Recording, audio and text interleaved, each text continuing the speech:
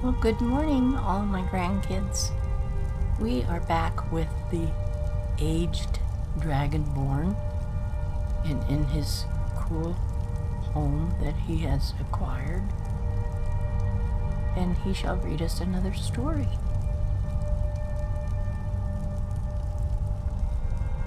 Man, look at the mess in the floor I've made. There's food on the floor, books on the floor.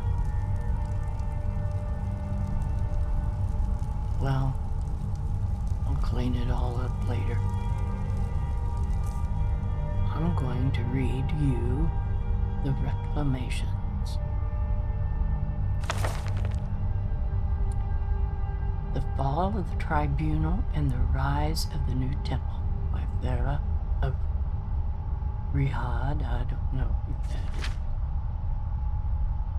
The destruction of Vivek City and the subsequent eruption of Red Mountain was not just a crisis in terms of the physical destruction it caused. It also cut deeply into the ancient religious beliefs of the Dunmer. The fall of the Ministry of Truth was the last straw in the tottering support for the temple's worship of Malexia, Sotha, Sil, and Vivek. With all three of the tribunes now widely believed dead or disappeared, what had been a simmering schism within the ranks of the temple priesthood burst into the open. While outsiders may never know the full tale of this internal struggle, when the smoke cleared a few years later, the former dissident priests were in full control of the temple hierarchy, with tribunal loyalists either purged or they recanted. The so-called New Temple now declared the worship of the tribunes a result of misguided teaching, blaming the mistakes on the former tribunal. The temple now taught that the Daedra venerated by the Ashlander tribes, Azura, Mephala, and Boethia, were the true way and should be revered by the Dunmer people. Fittingly, the Daedra were named the Reclamations, as if they were reclaiming their status from the tribunal. In an elegant compromise, no doubt intended to reconcile the large majority of the temple priesthood, who were neither dissidents nor fanatic tribunal loyalists, Malexia,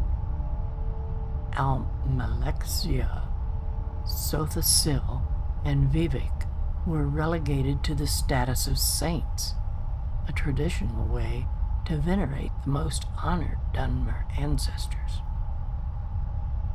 This apparently satisfied enough of the existing priesthood that the new temple was able to maintain at least a semblance of outward continuity. The rise of the new temple almost completely vindicated the previously persecuted Ashlanders, who had continued to worship the three Daedra throughout the tribunal's rule. The Ashlanders are now lauded as the keepers of the old ways and having true vision. It is now quite common for many of the Dunmer people to make the arduous pilgrimages into the ash wastes to seek the counsel of the wise women.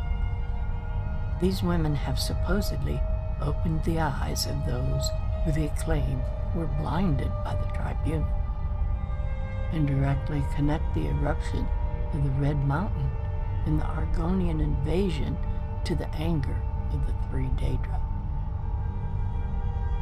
House Endoral, whose fortunes were so entwined with the triennial temple, suffered greatly from its fall.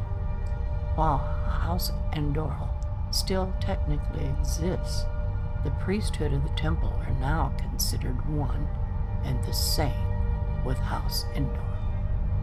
Those who became priests are now considered to have joined Endor. The political power of the Endor was thus passed entirely into the hands of the temple. Although members of the old House Endor were still overrepresented in the priesthood.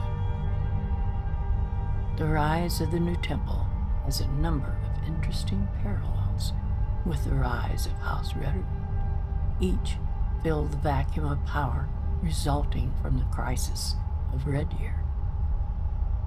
How durable these new arrangements will prove, religious and political, remains to be seen.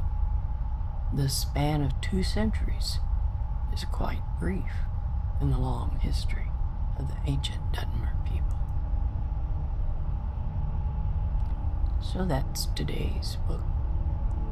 And I'm tired of reading now, so I shall go rest by the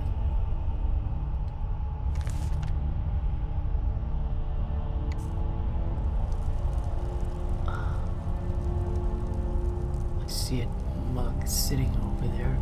Let's sit down and rest in this chair. Oh, there's even an apple tea too. Alright, grandkids, that's going to be it for today, and I will see you all later.